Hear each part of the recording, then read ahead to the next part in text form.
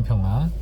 네, 오늘 아침 일찍 우리 형제 저희 전이 수도원에 이렇게 데려다주고 다시 대전으로 내려가는 길에 잠깐 휴게소에서 영상 찍습니다. 지인 아버님 돌아가셔서 가서 좀 문안하고 그리고 가려고요. 오늘 아침에 일어났는데 발바닥이 너무 아픈 거예요. 발바닥이 왜 이렇게 아플까 이제 누워가지고 생각을 했죠. 어제 넘어진 것 때문에 그러나 아니면 내 그냥 요즘 몸이 안 좋으니까 또 한 군데 또 쑤신 건가 그러다가 계속 고민을 한 거죠. 이거 병원 가야 되나 너무 아프니까. 근데 딱 불을 켜고 일어나서 화장실을 가려고 하는데 생각이 딱 난 거예요. 어저께 밤에 제가 밤에 이제 운동을 좀 했거든요. 근데 그 운동하는 그 스태퍼의 모서리에다가 발 여기 부분을 대고 운동을 했는데 되게 아팠어요, 사실. 근데 그냥 발이 자꾸만 미끄러지니까, 이게 작아서 미끄러지니까 앞으로 당겨서 하다가 보니까 이렇게 말 그대로 여기 라인에 멍이 든 거예요. 그제서야 그 의욕이 풀린 거죠. 내가 쓸데없이 과욕을 부려서 운동해서 아픈 거구나. 그러면서 제가 화장실 불을 켜면서 제 입에서 자연스럽게 나온 말이 이거였어요. 모든 건 다 이유가 있지, 이유 없는 게 어디 있겠어. 딱 이 말이 나왔는데 그 말을 무심코 내뱉고 나서 정말 생각을 해보니까 이유 없는 건 하나도 없거든요. 무엇이든 다 이유가 있어요. 단지 우리가 그 이유가 뭔지 모르든가 아니면 이유를 못 찾았던가, 둘 중 하나거든요. 아니면 아는데 외면하던가도 있겠죠. 근데 어쨌든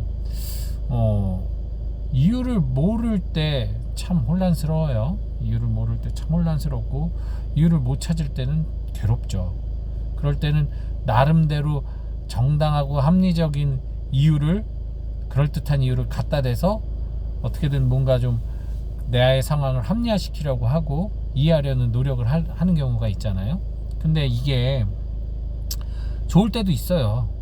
그렇게 합리화시키는 게 그냥 좋게 생각해서 좀 불합리하고 힘든 상황을 좀 그냥 마음 편하게 지나가는 것, 이런 거는 삶의 또 지혜일 수도 있겠죠. 하지만 그것은 건강한 정신 상태일 때의 문제고, 내 정신 상태가 좋지 않을 때는 그 이유를 부정적인 데서 찾는단 말이죠.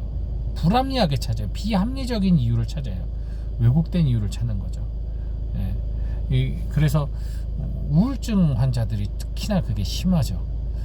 사실 제가 예전에 그 신학교를 이제 자퇴를 하고 나서 노가다를 한 적이 있어요. 이렇게 한동안 노가다를 하면서 조그만 그 기숙사 같은 방에서 혼자 살면서 낮엔 일하고 밤에는 힘드니까 공부를 하다가 공무원 시험 보겠다고 공부를 하다가 또 힘들고 그러면 이제 술을 마시고 혼자 컵라면이나 끓여 먹고 이런 시기가 있었어요.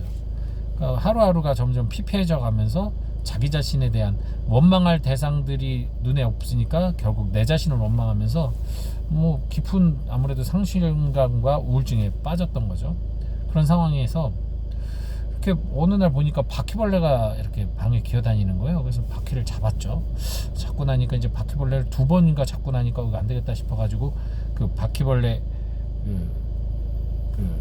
잡는 그거 있잖아요. 살충.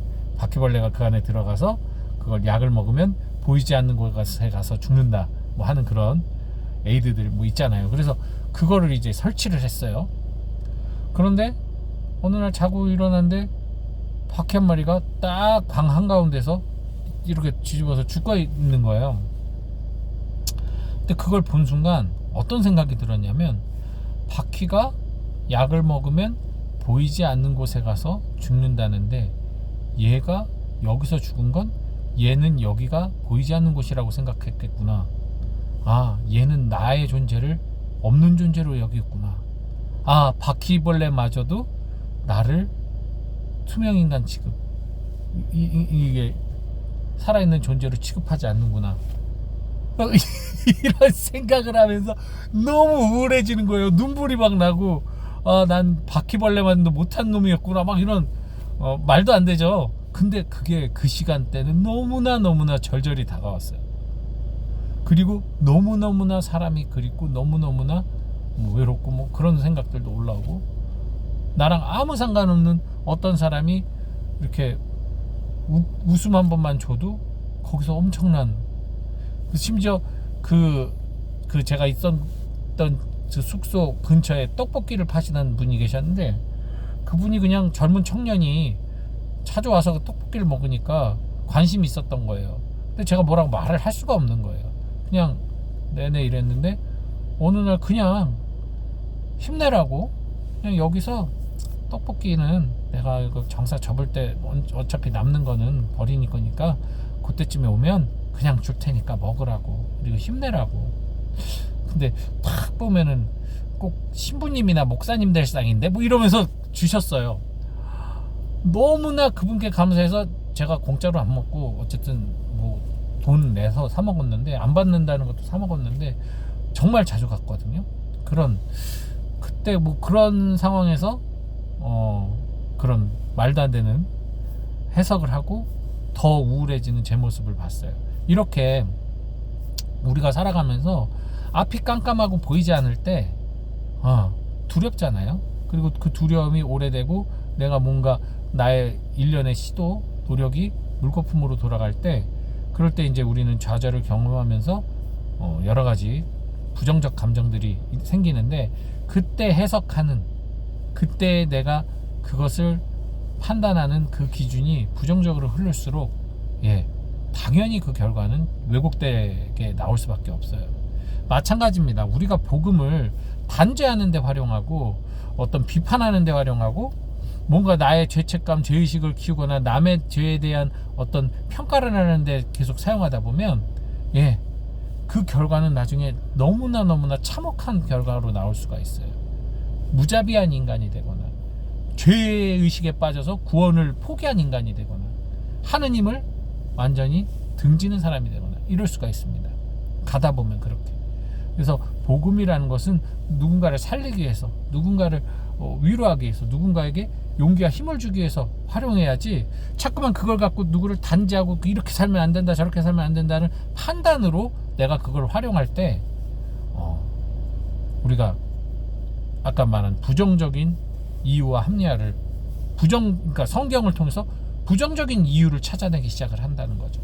그렇기 때문에 복음을 읽으실 때 자꾸만 뭐 이런 안 좋은 글귀 보면 그래 맞아 이런 것 때문에 내가 안 되는 거야, 이런 식의 부정적 해석은 하지 마시고 되도록이면 긍정적 해석하세요. 그런 건 어차피 누가 다 해주잖아요. 누군가 해주잖아요. 굳이 그 해주는 사람인데 나까지 내 자신에게 그렇게 나를 박하게 대하고 내 이웃을 박하게 대할 필요는 없어요.